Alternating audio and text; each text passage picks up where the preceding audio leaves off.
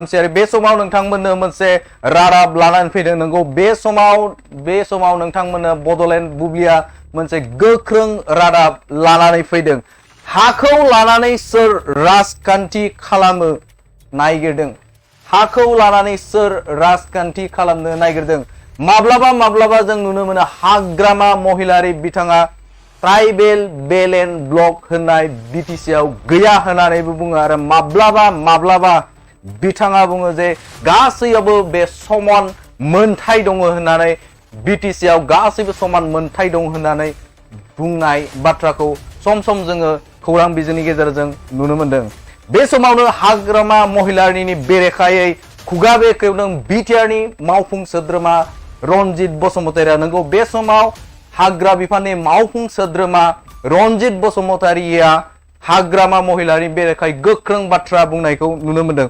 बिटिआरनि बर'फोरखौ थगायनानै माब्लाबा नन ट्राइबेलफोरखौ थगायनानै 17 बोसोर सरकार खुंबोबाय होननानै बे समाव बिटिआरनि मावफुं सोद्रोमा रनजित बसुमतारिया हाग्रामा महिलारिखौ गोख्रों रावजों सोंखारिनायखौ नुनो मोनदों माब्लाबा बुङो बर'फोरनो ट्राइबेल हाखौ रैखाथि होनो आरो माब्लाबा बुङो दे ट्राइबेल बेलेन ब्लक बिटिआर हालामाव थामहिनबा बिटिसि आव गैयाबो होननानै बुंनाय बाथ्राखौ बिथाङा रोखा खालामदों थामहिनबा बिथाङा बुङो होननानै रनजित बसुमतारिया बुंदों सिगाङाव गाखो होनानै सिंजों दानग्रा होननानै बे रनजित बसुमतारिया बे बाथ्राखौबो बुंनायखौ नुनो मोनदों होखारनायनि बेरेखायै बाथ्रा बुङो गुबुन फारसेजों गोजौ बिजिरसालियाव ट्राइबेल बेलेन ब्लक हाखौ होखारनांगौ थामहिनबा रैखाथि होनो थाखाय जमाबन्दीबो होयो होननानै बुंदों नंगौ बे समाव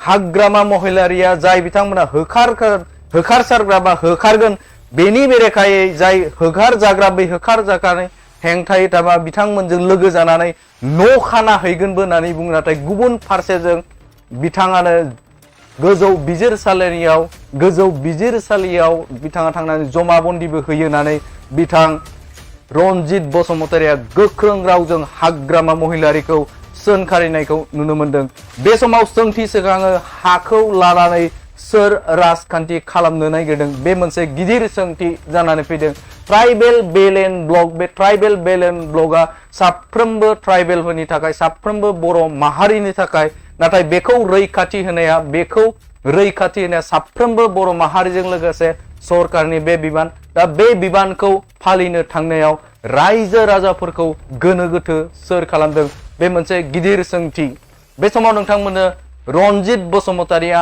मा बुंदों नोंथांमोननि गेजेराव सलार फेन्सिंआ ओरैनो दा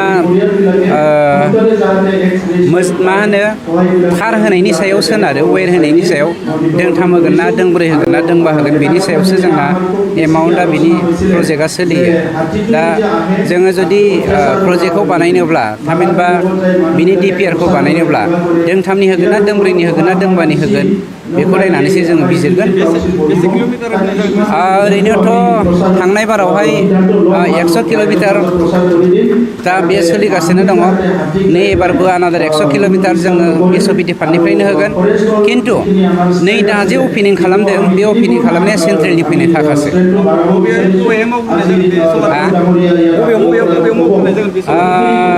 दा सनाजुलि पारा ना मा होनो बेवहाय मोनसे मावगोन गुबुन मोनसेखौ नैबे ननायसर माबायाव रेन्जआव मावनाय जागोन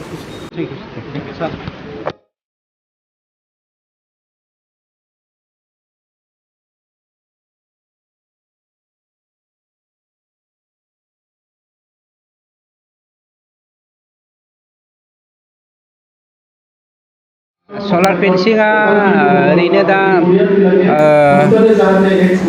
मा होनो थार होनायनि सायाव सोनारो वेर होनायनि सायाव दोंथाम होगोन ना दोंब्रै होगोन ना दोंबा होगोन बेनि सायावसो जोंना एमाउन्टआ बिनि प्रजेक्टआ सोलियो दा जोङो जुदि प्रजेक्टखौ बानायनोब्ला थामहिनबा बिनि डिपिआरखौ बानायनोब्ला दोंथामनि होगोन ना दोंब्रैनि होगोन ना दोंबानि होगोन बेखौ नायनानैसो जोङो बिजिरगोन। ओरैनोथ' थांनाय बारावहाय 100 किल'मिटार दा बे सोलिगासिनो दङ। नै एबारबो आनादार 100 किल'मिटार जोङो एसअपिटि फान्डनिफ्रायनो होगोन। खिन्थु नै दा जे अपेनिं खालामदों बे अपेनिं खालामनाया सेन्ट्रेलनिफ्रायनो थाखासो।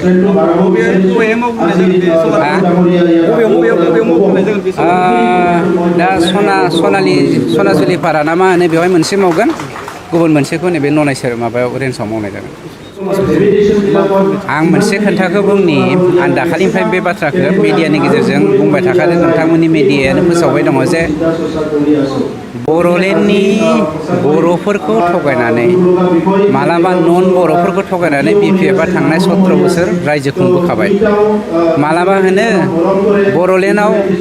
बर'लेण्डनि बेल एन्ड ब्लकनि हाखौ जों रैखाथि खालामनांगौ, मालाबा होनो बर'लेण्डआव बेल एन्ड ब्लकआनो गैया।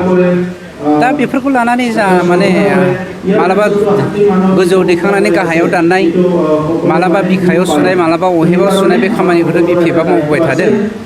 दानिया खोथाया जादों जोङो दिनै इलेक्सन मानो खालामनांगौ, मानो खालामनाङा। खोथाया जादों 19टा बेल एन्ड ब्लक दङ जोंनि BTC हालामाव। काउन्सिलनि सिङाव 19टा बेल एन्ड ब्लक दङ। बे बेल एन्ड ब्लकआवहाय गासै 39 लाख सोनि खाथियाव जोंहा हा दङ, 39 लाख बिगासोनि खाथियाव। होमब्ला बे हाखौ संरैखा खालामनाया जोंनि दायित्व। खिन्थु जों बेखौ बुंनो नागिराखै जे काउन्सिलनि सिङाव थानाय गासैबो मानसिया बेल एन्ड ब्लकआव थानो हायो बा थानो हाया। आयेनासो बुंगासिनो दङ। काउन्सिला जोनोम जादों 2003 मायथाइनि 10 फेब्रुवारियाव। खिन्थु जोंनि बेल एन्ड ब्लकआ 1947 मायथाइनिफ्रायनो जाबोनाय। बेल एन्ड ब्लकआवहाय जुदि नोंथाङा हा मोननो लुबैदोंबा, नन ट्राइबेलब्ला बा नन प्रटेक्टरब्ला बेल एन्ड ब्लक जोनोम जानायनि सिगांनो नोंथाङा बेवहाय हा थानांगोन। खिन्थु उनावहाय बेवहाय हाबफैदोंबा नोंथाङा हानि मोन्थाय मोना, बेखौ जों गासैबो मिथिखागौ। दानिया राजखान्थि गेलेनाया जादों बिसोरो बेल एन्ड ब्लक थासेयावबो बेल एन्ड ब्लक गैया बयहाबो थानो मोन्थाय मोनो होननानैबो बुङो।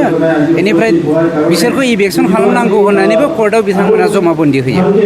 पलिटिक्सखौ सोर खालामदों नोंथांमोनानो बिजिरना नायदो, रायजो राजाफ्रा बिजिरना नायदो। पलिटिक्सखौ जों खालामाखै। ट्राइबेलफोरनि हानि संरैखा होनायनि दायित्वआ जोंनि सरकारनि, आरो जोंनि काउन्सिलाव सोर हा मोनो मोन्थाय मोना, मोननायखौ जोङो लाखिनानै मोनैखौ होखारनायनि दायित्वआबो जोंनिनो।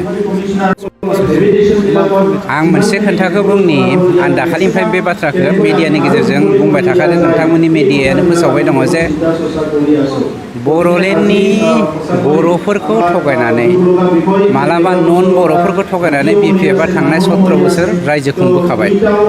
मालाबा होनो बर'लेण्डनि बेल एन्ड ब्लकनि हाखौ जों रैखाथि खालामनांगौ, मालाबा होनो बर'लेण्डआव बेल एन्ड ब्लकआनो गैया। दा बेफोरखौ लानानै जा माने मालाबा गोजौआव दैखांनानै गाहायाव दाननाय, मालाबा बिखायाव सुनाय, मालाबा अहेबाव सुनाय बे खामानिखौथ' BPFआ मावबोबाय थादों। दानिया खोथाया जादों जोङो दिनै इलेक्सन मानो खालामनांगौ, मानो खालामनाङा। खोथाया जादों 19टा बेल एन्ड ब्लक दङ जोंनि BTC हालामाव। काउन्सिलनि सिङाव 19टा बेल एन्ड ब्लक दङ। बे बेल एन्ड ब्लकआवहाय गासै 39 लाख सोनि खाथियाव जोंहा हा दङ, 39 लाख बिगासोनि खाथियाव। होमब्ला बे हाखौ संरैखा खालामनाया जोंनि दायित्व। खिन्थु जों बेखौ बुंनो नागिराखै जे काउन्सिलनि सिङाव थानाय गासैबो मानसिया बेल एन्ड ब्लकआव थानो हायो बा थानो हाया। आयेनासो बुंगासिनो दङ। काउन्सिला जोनोम जादों 2003 मायथाइनि 10 फेब्रुवारियाव। खिन्थु जोंनि बेल एन्ड ब्लकआ 1947 मायथाइनिफ्रायनो जाबोनाय। बेल एन्ड ब्लकआवहाय जुदि नोंथाङा हा मोननो लुबैदोंबा, नन ट्राइबेलब्ला बा नन प्रटेक्टरब्ला बेल एन्ड ब्लक जोनोम जानायनि सिगांनो नोंथाङा बेवहाय हा थानांगोन। खिन्थु उनावहाय बेवहाय हाबफैदोंबा नोंथाङा हानि मोन्थाय मोना, बेखौ जों गासैबो मिथिखागौ। दानिया राजखान्थि गेलेनाया जादों बिसोरो बेल एन्ड ब्लक थासेयावबो बेल एन्ड ब्लक गैया बयहाबो थानो मोन्थाय मोनो होननानैबो बुङो। बेनिफ्राय बिसोरखौ इलेक्सन खालामनांगौ होननानैबो कर्टआव बिथांमोना जमाबन्दि होयो। पलिटिक्सखौ सोर खालामदों नोंथांमोनानो बिजिरना नायदो, रायजो राजाफ्रा बिजिरना नायदो। पलिटिक्सखौ जों खालामाखै। ट्राइबेलफोरनि हानि संरैखा होनायनि दायित्वआ जोंनि सरकारनि, आरो जोंनि काउन्सिलाव सोर हा मोनो मोन्थाय मोना, मोननायखौ जोङो लाखिनानै मोनैखौ होखारनायनि दायित्व।